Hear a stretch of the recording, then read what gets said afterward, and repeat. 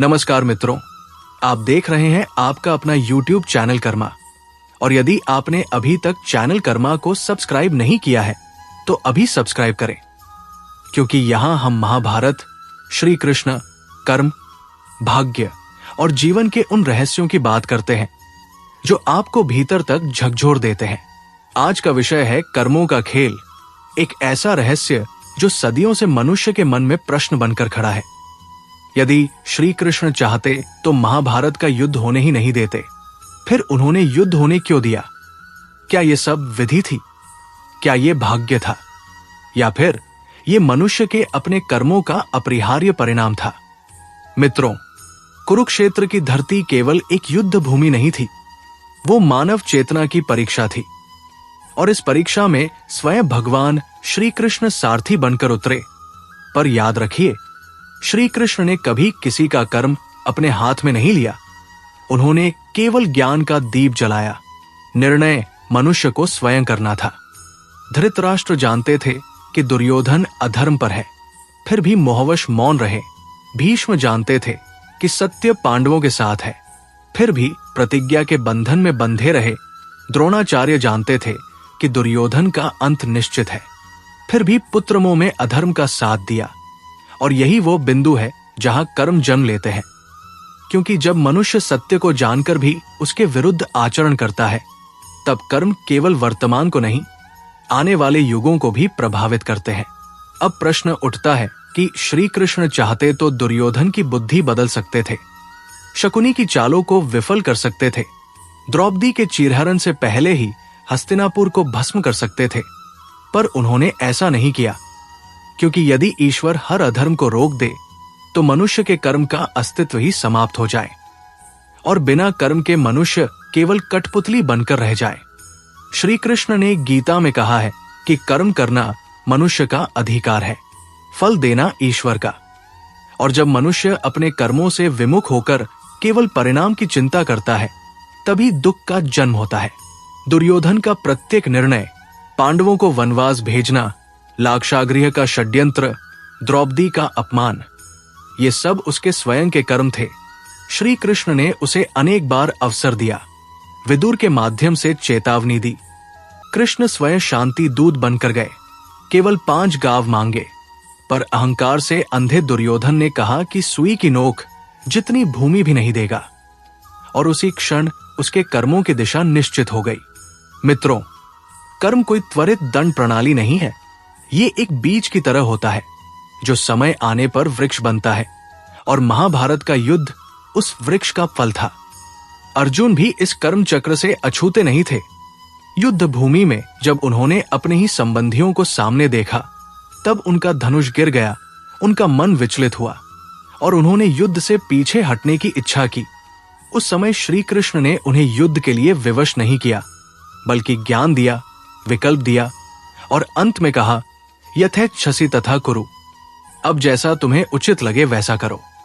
यही श्री कृष्ण की लीला है। वे हस्तक्षेप नहीं करते, वे जागृत करते हैं। यदि श्री कृष्ण युद्ध रोक देते तो अधर्म दब जाता, समाप्त नहीं होता, और दबा हुआ अधर्म आने वाले समय में और अधिक भयावह रूप लेता। इसलिए युद्ध होना आवश्यक था, ताकि अधर्म का संपूर्ण विनाश हो सके और धर्म की पुनः स्थापना हो। ये युद्ध बाहरी तलवारों से अधिक भीतर के संघर्ष का प्रतीक था, जहां हर पात्र अपने अपने कर्मों के साथ खड़ा था। और कुरुक्षेत्र दरअसल हर मनुष्य का अंतःकरण है, जहां प्रतिदिन धर्म और अधर्म का युद्ध चलता है। मित्रों, यहीं से कर्मों का वास्तविक खेल आरंभ होता है, क्योंकि जो बीज हस्तिनापुर में बोए गए थे, उनका फल केवल वही नहीं, बल्कि पूरे आर्यावर्त में फैला। और यही कारण है कि महाभारत केवल एक कथा नहीं, बल्कि चेतावनी है कि जब सत्ता, अहंकार और मोह मिल जाते हैं, तब विनाश अवश्यंभावी हो जाता है। और इस कथा में श्री कृष्ण मौन रहकर भी सबसे अधिक सक्रिय थे, क्योंकि वे जानते थे कि समय आने पर कर्म स्वयं न्याय करेंगे। मित्रों, इस वीडियो को अंत तक देखिए, क्योंकि आगे हम जानेंगे कि कर्म कैसे पीढ़ियों तक पीछा करते हैं, कैसे भीष्म जैसे महापुरुष भी कर्म बंधन से मुक्त नहीं हो पाए, और कैसे एक क्षण का लिया गया निर्णय संपूर्ण वंश का भविष्य बदल देता है। और याद रखिए, यदि आप ऐसे ही गूढ़, रहस्यमय और जीवन बदल देने वाले वीडियो देखना चाहते हैं तो अभी चैनल कर्मा को सब्सक्राइब करें, क्योंकि आगे की कहानी और भी गहरी और भी रहस्यमय होने वाली है। और अब इसी बिंदु से कर्मों का वो रहस्य और गहराता है जहां मनुष्य ये समझने की भूल करता है कि समय बीत गया तो कर्म भी समाप्त हो गए। पर सत्य ये है कि कर्म कभी समाप्त नहीं होते, वे केवल अपना रूप बदलते हैं। भीष्म पितामह इसका सबसे जीवंत उदाहरण है, जिन्होंने जीवन भर धर्म का पालन किया, सत्य के मार्ग पर चले, परंतु एक प्रत्यज ना के कारण अधर्म के पक्ष में खड़े होने को विवश हुए। और यही वो सूक्ष्म कर्म था जिसने उन्हें शरशय्या तक पहुंचा दिया। श्री कृष्ण जानते थे कि भीष्म को तुरंत मृत्यु नहीं दी जा सकती, क्योंकि उनका कर्म अधूरा था। उन्हें उस पीड़ा में लेटकर आने वाली पीढ़ियों के लिए धर्म का उपदेश देना था, ताकि मनुष्य ये समझ सके कि केवल अच्छे कर्म पर्याप्त नहीं होते, सही समय पर सही निर्णय लेना भी उतना ही आवश्यक है। अब यदि हम कर्ण की ओर देखें तो कर्मों का खेल और भी जटिल हो जाता है। कर्ण जन्म से कुंती पुत्र थे, परंतु परिस्थितियों के कर्म ने उन्हें सूत पुत्र बना दिया। समाज ने उन्हें अपमान दिया और उसी अपमान ने उनके भीतर ऐसा विष भरा कि उन्होंने अधर्म का साथ चुन लिया। श्री कृष्ण ने कर्ण को भी अवसर दिया, सत्य बताया, मां का परिचय दिया, राज्य का प्रलोभन दिया, पर कर्ण ने कहा, अब मेरे कर्म मुझे जहां ले आए हैं मैं वहीं खड़ा रहूंगा।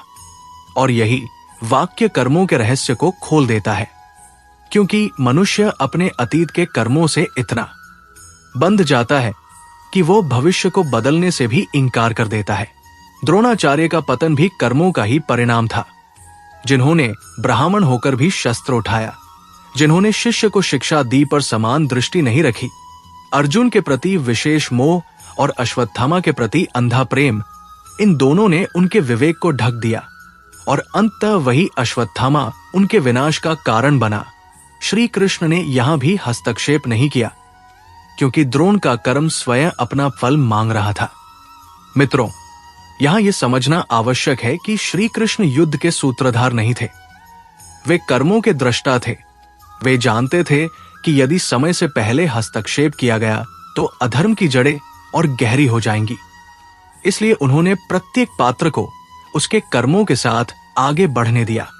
शकुनी को ही देखिए, उसका प्रत्येक पासा केवल एक खेल नहीं था, वो उसके हृदय में भरे प्रतिशोध का प्रतीक था।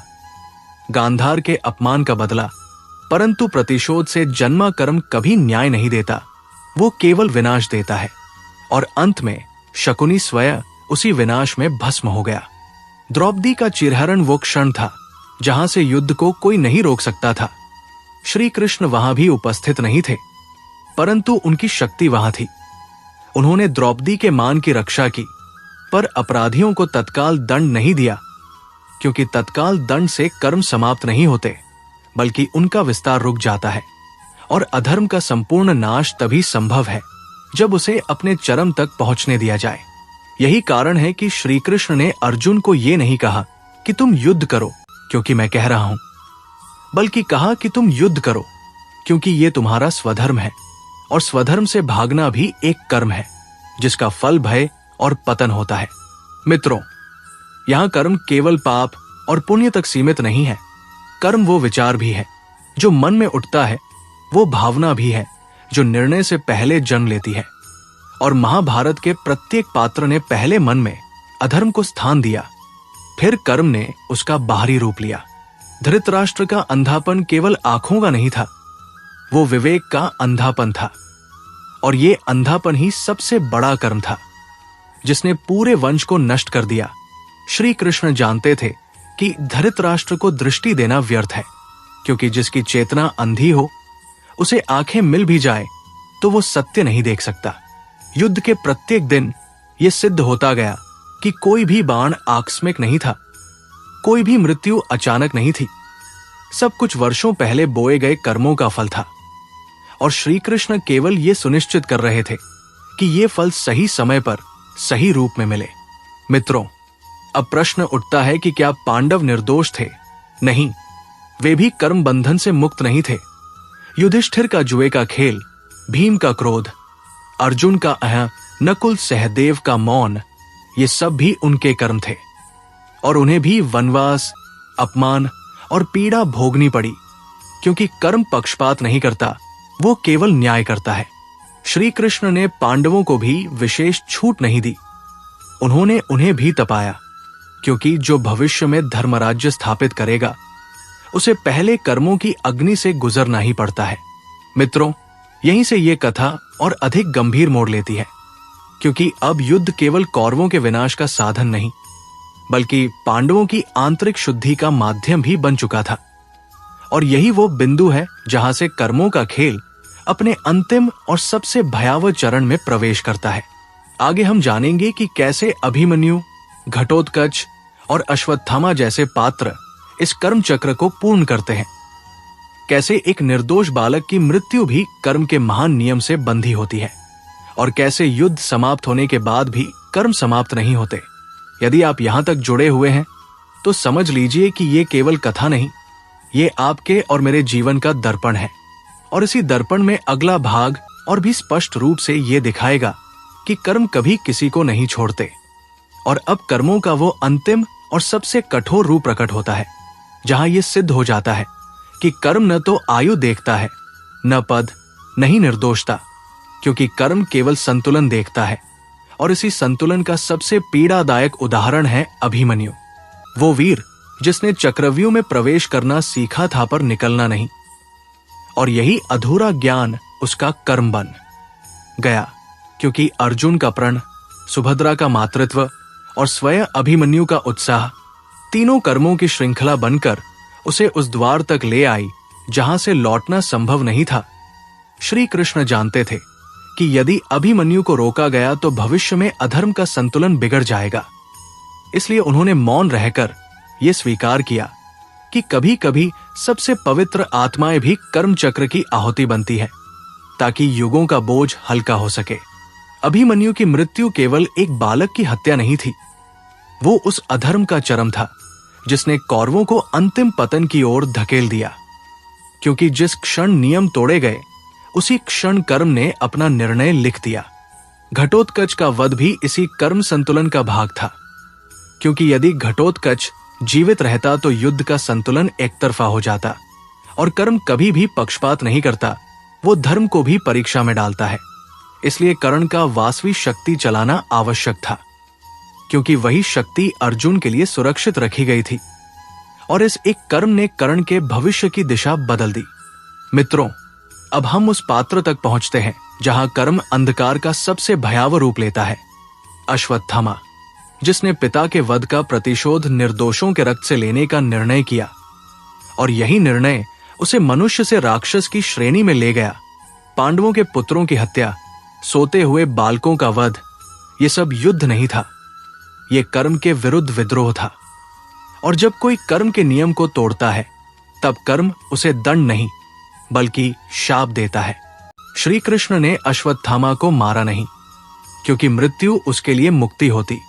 उन्होंने उसे अमरत्व का दंड दिया, जीवन भर पश्चाताप का बोझ, भटकने का श्राप, और यह सिद्ध किया कि कर्म का सबसे बड़ा दंड मृत्यु नहीं बल्कि चेतना का बोझ है। युद्ध समाप्त हुआ, कौरव नष्ट हुए, पांडव विजयी हुए, पर क्या कर्म समाप्त हो गए? नहीं, क्योंकि युधिष्ठिर का हृदय अपराध बोध से भर गया, भीम का क्रोध शांत हुआ पर खालीपन आ गया, अर्जुन की आंखों में विजय नहीं, प्रश्न थे। और यही सिद्ध करता है कि कर्म का फल केवल बाहरी परिणाम नहीं, आंतरिक परिवर्तन भी होता है। गांधारी का शाप, श्री कृष्ण को दिया गया वो वचन, ये बताता है कि धर्म के पक्ष में खड़े होने वाले भी कर्म से मुक्त नहीं होते, क्योंकि युद्ध की अनुमति देना भी एक कर्म था। और उसी कर्म ने यदुवंश के विनाश का मार्ग प्रशस्त किया। श्री कृष्ण ने सब कुछ जानते हुए भी स्वीकार किया, क्योंकि वे जानते थे कि जब तक ईश्वर स्वयं कर्म के नियम को स्वीकार नहीं करेगा तब तक मनुष्य उसे कैसे मानेगा। और अंततः द्वारका का डूबना, यदुवंश का अंत, यह सिद्ध करता है कि कर्म का नियम सार्वभौमिक है, न कृष्ण इससे ऊपर है न कोई और। मित्रों, यही कर्मों का सबसे बड़ा रहस्य है कि ईश्वर मार्ग दिखाता है, पर चलना मनुष्य को स्वयं पड़ता है। और जब मनुष्य उस मार्ग से भटकता है तो परिणाम से कोई नहीं बचा सकता। महाभारत का युद्ध इसलिए नहीं हुआ कि श्री कृष्ण चाहते थे। युद्ध इसलिए हुआ क्योंकि मनुष्य ने अपने अपने कर्मों से उसे अनिवार्य बना दिया था। श्री कृष्ण चाहते तो समय रोक सकते थे, पर कर्म को नहीं, क्योंकि कर्म ही सृष्टि का आधार है। आज भी हर मनुष्य के भीतर एक कुरुक्षेत्र है, जहां लोभ, क्रोध, मोह, अहंकार और भय कौरव बनकर खड़े हैं, और विवेक, धैर्य, करुणा और सत्य पांडव बनकर संघर्ष कर रहे हैं। और श्री कृष्ण आज भी हमारे भीतर सारथी बनकर बैठे हैं। वे आदेश नहीं देते, वे गीता सुनाते हैं। निर्णय आज भी हमारा है। यदि जीवन में दुख है तो समझिए कहीं न कहीं कर्म अधूरा है। यदि बार बार वही पीड़ा लौटती है तो समझिए वही पाठ अभी सीखा नहीं गया, क्योंकि कर्म तब तक पीछा नहीं छोड़ता जब तक चेतना परिवर्तित न हो जाए। और इसी गहन सत्य के साथ ये कथा पूर्ण होती है कि न कोई पूर्ण रूप से दोषी है, न कोई पूर्ण रूप से निर्दोष। सब अपने अपने कर्मों की यात्रा पर है। मित्रों, यदि इस कथा ने आपके मन को झकझोरा, यदि आपने अपने जीवन के निर्णयों को नए दृष्टिकोण से देखना शुरू किया, तो यही इस वीडियो का उद्देश्य है। और यदि आप ऐसे ही रहस्यमय, गूढ़ और आत्मा को जागृत करने वाले विषयों पर वीडियो देखना चाहते हैं, तो अभी हमारे YouTube चैनल कर्मा को सब्सक्राइब करें। इस ज्ञान को आगे बढ़ाएं, क्योंकि कर्म की ये कथा यहीं समाप्त होती है, पर आपके जीवन में इसका आरंभ अभी होना बाकी है।